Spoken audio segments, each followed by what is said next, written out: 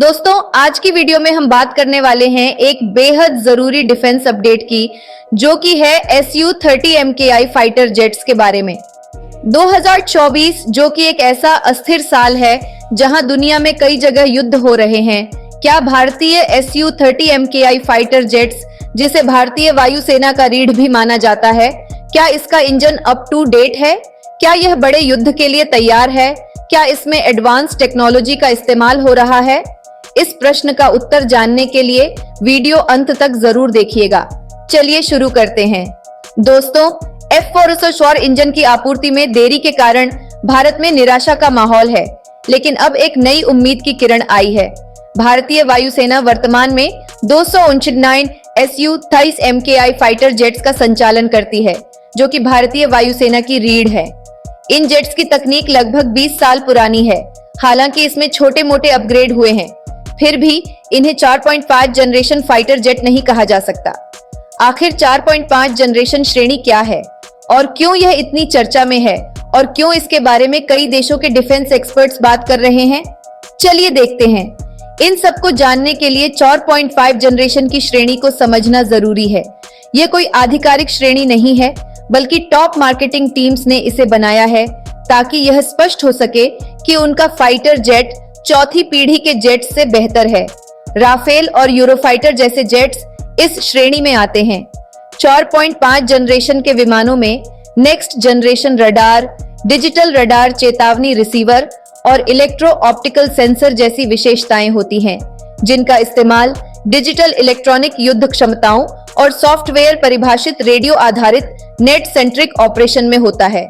भारतीय वायुसेना के Su-30 MKI में अभी कुछ चीजों की कमी है, लेकिन देश में अब इन सभी क्षमताओं को विकसित कर लिया गया है। इससे भारत अपने Su-30 MKI को 4.5 जनरेशन का फाइटर जेट बना सकता है। इस अपग्रेड की बातचीत काफी पहले से चल रही है। पहले इसे A57 टेक्नोलॉजी के आधार पर अपग्रेड करने की योजना थी, लेकिन 2019 में भारत के FGAF प्रोग्राम से बाहर आने के बाद यह योजना बदल गई। आइए अब देखते हैं कि 2019 और 2020 के मुकाबले 2024 में भारतीय वायुसेना के गैजेट्स और जेट्स में नई तकनीक कितनी हद तक इंटीग्रेट हो चुकी है। 2019 और 2020 के आसपास DRDO ने इन फाइटर जेट्स को देसी तरीके से अपग्रेड करने का काम शुरू किया। अब 2024 तक भारत ने सभी आवश्यक तकनीकों को विकसित कर लिया है। वर्तमान में भारतीय वायुसेना के लगभग 230 MKI के साथ सॉफ्टवेयर डिफाइंड रेडियोज इंटीग्रेट किए जा चुके हैं, जिससे इन्हें नेट सेंट्रिक कैपेबिलिटी मिल गई है। प्रोजेक्ट नवचक्षु के तहत इन जेट्स को नेक्स्ट जनरेशन वार्निंग रिसीवर्स भी मिल चुके हैं। आइए अब देखते हैं EASA की क्या अपडेट है। सबसे जरूरी सेंसर एक्टिव इलेक्ट्रॉनिकली स्कैन्ड अरे EASA रडार अब पहले 80 एयरक्राफ्ट्स को मिलने जा रहा है। DRDO ने Su-30 MKI के लिए एक EASA रडार विकसित किया है, जो अब प्रोडक्शन के लिए तैयार है। पहले बैच के अपग्रेड के लिए इन EASA रडार का मास प्रोडक्शन शुरू होने जा रहा है।